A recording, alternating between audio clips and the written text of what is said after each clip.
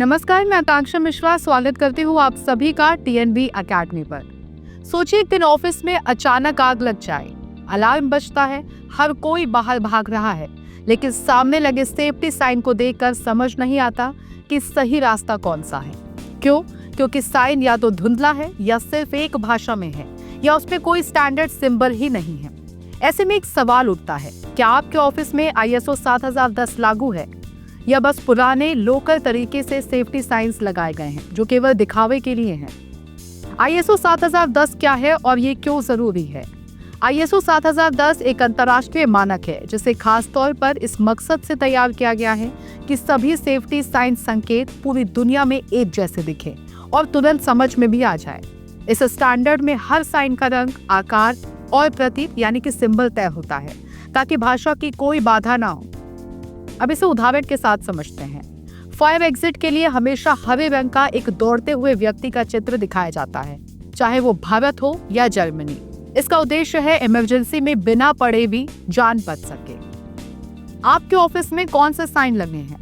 अब ये खुद से पूछिए, क्या आपके ऑफिस की दीवारों पर लगे साइन ISO 7010 के अनुसार है? क्या उन पर इंटरनेशनल सिंबल है या सिर्फ एग्जिट लिखा है? क्या आग बुझाने वाले यंत्र पर आग वाला साइन है या सिर्फ फायर लिखा हुआ है? अगर जवाब नहीं है तो समझ लीजिए कि आपके ऑफिस में सही सुरक्षा संकेत अब भी लागू नहीं हुए हैं। ISO 7010 अपनाने के फायदे क्या हैं? ISO 7010 के साइन इंटरनेशनल स्तर पर मान्यता प्राप्त होते हैं और इन्हें समझने के लिए किसी विशेष भाषा या ट्रेनिंग की जरूरत नहीं होती। ये कर्मचारियों और विजिटर्स दोनों के लिए सुरक्षित वातावरण बनाते हैं। इन संकेतों के माध्यम से इमरजेंसी में रिएक्शन टाइम कम होता है, जिससे दुर्घटना की संभावना घटती है। साथ ही ये स्टैंडर्ड कंपनियों को प्रोफेशनल लुक और कानूनी सुरक्षा भी प्रदान करता है। अब अगर ISO 7010 नहीं है तो क्या हो सकता है? अगर किसी भी कार्यस्थल पर ISO 7010 आधारित साइन नहीं है तो इमरजेंसी में भ्रम की स्थिति बन सकती है। गलत साइन, अस्पष्ट दिशा या केवल टेक्स्ट आधारित चेतावनी लोगों को खतरे में डाल सकती है। नए कर्मचारी या भाषा ना जानने वाले व्यक्ति गलत दिशा में जा सकते हैं, जिससे उनकी जान को खतरा हो सकता है और अगर दुर्घटना हो जाती है तो जांच के दौरान प्रबंधन पर कानूनी कार्रवाई भी हो सकती है। अब लोकल साइन और ISO साइन में अंतर समझते हैं। लोकल साइन आमतौर पर किसी डिजाइन गाइडलाइन का पालन नहीं करते। कोई सिर्फ हिंदी में बाहर जाने का रास्ता लिख देता है, कोई पीले रंग से नो एंट्री पेंट कर देता है, लेकिन इन साइन में एक रूपता नहीं होती, जिससे भ्रम की स्थिति पैदा हो सकती है। इसके विपरीत ISO 7010 के साइन वैश्विक रूप से मान्यता प्राप्त होते हैं, जो दृष्टि से ही तुरंत पहचाने जा सकते हैं और एक ही तरह से हर जगह काम करते हैं। अब कैसे पहचाने कि आपके ऑफिस में ISO 7010 लागू है या नहीं? आपके ऑफिस में ISO 7010 लागू है या नहीं, ये जानने के लिए कुछ बुनियादी बातें चेक करें। क्या साइन में इंटरनेशनल कोड जैसे F001, E001 का उल्लेख है? क्या उनमें सिर्फ टेक्स्ट नहीं बल्कि स्पष्ट सिंबल भी है?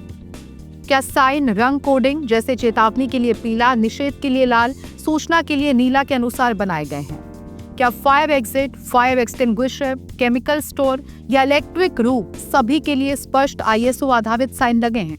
अगर इनमें से अधिकांश उत्तर नहीं है तो समझिए अभी सुधार की जरूरत है। अपने ऑफिस में ISO 7010 लागू कैसे करें? ISO 7010 को लागू करने के लिए सबसे पहले एक सेफ्टी ऑडिट कराएं। देखें कि कौन कौन से साइन पुराने हैं या ISO स्टैंडर्ड के अनुसार नहीं हैं। फिर ऐसे सभी साइन हटाएं और उनकी जगह ISO 7010 प्रमाणित साइन लगवाएं। सभी कर्मचारियों को इन संकेतों का अर्थ समझाएं।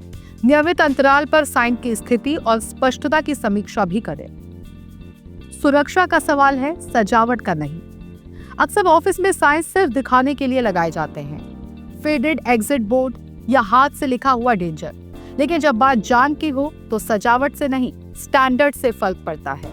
ISO 7010 साइन न केवल जान बचा सकते हैं बल्कि कानूनी जिम्मेदारी से भी बचाते हैं। इसलिए अब समय आ गया है कि हर ऑफिस, फैक्ट्री, मॉल, स्कूल या हॉस्पिटल में ISO 7010 को पूरी तरह से लागू किया जाए। अब आपकी बारी है। तो क्या आपके ऑफिस में ISO 7010 लागू है या बस पुराने साइन लटक रहे हैं? नीचे कमेंट करें और हमें जरूर बताएं। वीडियो को शेयर करें, लाइक करें, सब्सक्राइब करें ताकि सेफ्टी, क्वालिटी और स्टैंडर्ड्स की जानकारी आप तक समय पर पहुंचे, क्योंकि अगले इमरजेंसी से पहले साइन सही होने चाहिए। हम फिर मिलेंगे एक और जानकारीपूर्ण वीडियो के साथ। तब तक के लिए देखते रहिए TNV अकेडमी। धन्यवाद।